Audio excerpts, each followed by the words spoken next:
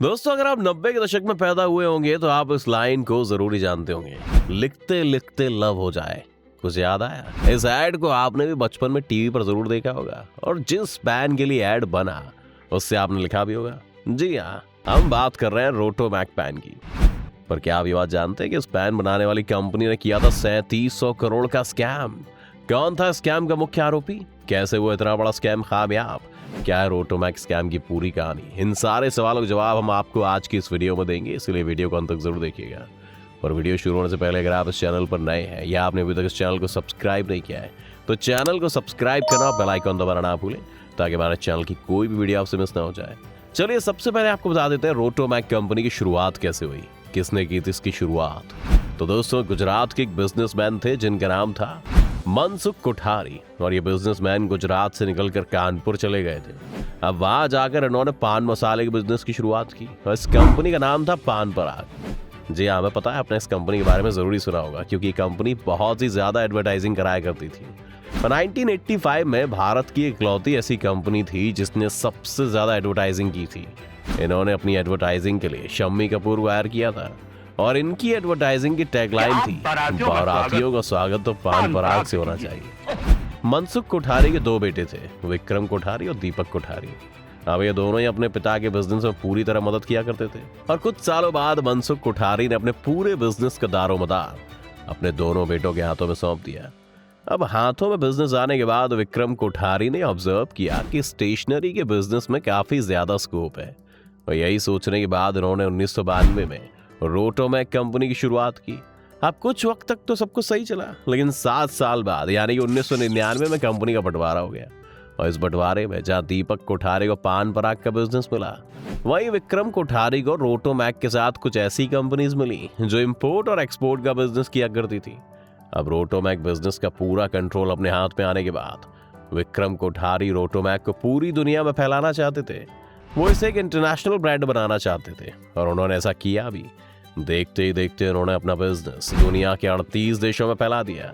अब इसके बाद वो ये भी चाहते थे कि भारत के घर घर में रोटोमैक के पैन का यूज किया जाए, जिसके लिए उन्होंने एक नई एडवर्टीजमेंट निकाली और इसमें सलमान खान को लिया गया, जिसकी टैगलाइन थी, इंडिया की नई पहचान। अब 2007 तक तो सब कुछ सही चल रहा था, उनके अपने सारे सपने पूरे हो रहे थे। पर 2008 में उन्होंने अलग अलग बैंक से कई सारे लोन लेने शुरू कर दिए। अब आप ये सोच रहे होंगे कि उन्होंने लोन क्यों लिया। चलिए हम आपको बताते हैं। हमने आपको बताया था कि जब बंटवारा हुआ था तो विक्रम कोठारी के हिस्से में कुछ ऐसी कंपनीज आई थी जो इंपोर्ट और एक्सपोर्ट का बिजनेस करती थी। अब इन्होंने बैंक से कहा कि मुझे बाहर के देशों से सामान खरीदना है, जिसके लिए मुझे लोन की जरूरत है। अब इन्होंने 2008 से लेकर 2013 तक 7 बैंकों से लोन लिया था और इन लोन्स का टोटल अमाउंट था 2,919 करोड़ रुपए। जिन बैंक से लोन लिया गया था उनमें से एक था बैंक ऑफ बड़ौदा। अब इस बैंक को लगने लगा कि विक्रम कोठारी ने जो पैसे हमसे लिए हैं वो इसका सही तरीके से इस्तेमाल नहीं कर रहे हैं, वो किसी तरह का स्कैम कर रहे हैं। अब दोस्तों, मान लीजिए कि आपने किसी बैंक से बिजनेस के लिए लोन लिया हो और उस लोन का अमाउंट है 1 करोड़ रुपए और आपने इस लोन का इस्तेमाल अपने बिजनेस के लिए नहीं बल्कि अपने पर्सनल यूज के लिए किया है। अब ऐसा करने से सबका ही नुकसान होगा, क्योंकि पैसों का पर्सनल यूज करने से एक तो आपने झूठ बोला, दूसरा ना तो इससे आपको कोई फायदा हुआ और अब ये पैसा बैंक को आप लौटाएंगे कैसे। बस ऐसा ही एक शक बैंक ऑफ बड़ौदा को भी होने लगा कि वो भी पैसों का इस्तेमाल अपने पर्सनल यूज के लिए कर रहे हैं। अब इस चिंगारी को आग दी पीएनबी के उस वक्त सामने आए नीरव मोदी वाले फ्रॉड ने। इसके बाद बैंक ऑफ बड़ौदा ने विक्रम का नाम सीबीआई को दे दिया और कहा कि ये विलफुल डिफॉल्टर यानी कि एक ऐसा इंसान है जिसके पास लोन वापस करने का पैसा तो होता है लेकिन वो अपनी मर्जी से लोन वापस नहीं करते हैं। अब जब सीबीआई ने स्कैम की जांच की तो पता लगा कि स्कैम करीब 3700 करोड़ रुपए का स्कैम है और उसके बाद ये स्कैम पूरी दुनिया के सामने आ गया। अब चलिए आपको बताते हैं कि स्कैम क्या था और किस तरह से स्कैम का अंजाम दिया गया था। हमने आपको पहले बता दिया था कि विक्रम कोठारी के पास ऐसी कंपनियां थीं जिसमें वो इंपोर्ट और एक्सपोर्ट का बिजनेस किया करते थे और इन्हीं कंपनीज के लिए वो लोन लिया करते थे। अब देखिए, होता क्या है कि जब भी आप कोई इंपोर्ट या एक्सपोर्ट का बिजनेस करते हैं और अगर आपको किसी फॉरेन कंपनी से कोई सामान खरीदना होता है तो आपको अपने बैंक से पेमेंट करनी होती है। पर कभी कभी ऐसा होता है कि हमारे पास बैंक में इतने पैसे नहीं होते और ऐसे में आप क्या करते हैं कि आप बैंक में जाते हैं और बताते हैं कि मुझे ये सामान खरीदना है और मैं इस कंपनी से ये सामान खरीदूंगा और फिर अपने देश में ला के बेचूंगा। तो इससे मुझे इतना फायदा होगा। अब ऐसे केस में बैंक एक FLC यानी foreign letter of credit issue कर देता है। अब बस आपको ये FLC सामने वाली कंपनी को दिखाना होता है और वो कंपनी फिर आपको सामान दे देगी। इसके बाद जैसे ही आपका सामान आपको मिल जाएगा तो बैंक आपकी कंपनी को पेमेंट कर देती है। अब विक्रम कोठारी भी यही तरीका अपनाते थे। अब आप सोच रहे होंगे कि इसमें स्कैम कैसा। अब इन्होंने दोस्तों क्या किया कि इन्होंने सिंगापुर में कई सारी कंपनीज फॉर्म की थी, जिनमें से एक थी बगाड़िया ब्रदर्स।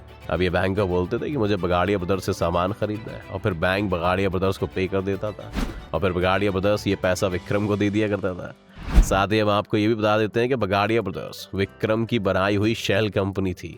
अब ये ऐसा इसलिए करते थे ताकि इनका ज्यादा से ज्यादा प्रॉफिट हो सके। और हम आपको ये भी बता देते हैं कि विक्रम कोठारी ने एक दो नहीं बल्कि कई सारे छोटे छोटे लोन लिए थे ताकि ये पकड़े ना जा सके।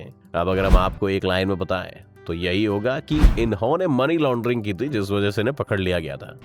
अब क्योंकि जिस चीज के लिए पैसा दिया गया है, अगर उस पैसे का इस्तेमाल उसी तरीके से ना किया जाए और पर्सनल इस्तेमाल किया जाए तो ये गलत होता है। अब आप ये जरूर सोच रहे होंगे कि आखिर बैंक क्यों उन्हें लोन देती थी, तो हम आपको बता देते हैं कि विक्रम कोठारी एक ऐसे ब्रांड से आते थे जो सिर्फ भारत में ही नहीं बल्कि पूरी दुनिया में फैला हुआ है। अब ऐसे में सारे बैंक को यही लगता था कि ये तो इतनी बड़ी बड़ी कंपनीज हैं, अगर हम यहाँ लोन देंगे तो हमारा सारा पैसा वापस आ जाएगा, क्योंकि ये पैसे का इस्तेमाल अपने बिजनेस में करेंगे और इससे उन्हें प्रॉफिट भी होगा, जिससे बैंक को भी अच्छी खासी इंटरेस्ट रेट पर अपना पैसा वापस मिल जाएगा। इतना ही नहीं, हम एक और चीज बता देते हैं कि इनकी जितनी भी प्रॉपर्टीज है उसको भी ओवर वैल्यू करके दिखाया गया है। अब हम आपको बता देते हैं कि 4 जनवरी 2022 को इनकी मृत्यु हो गई थी।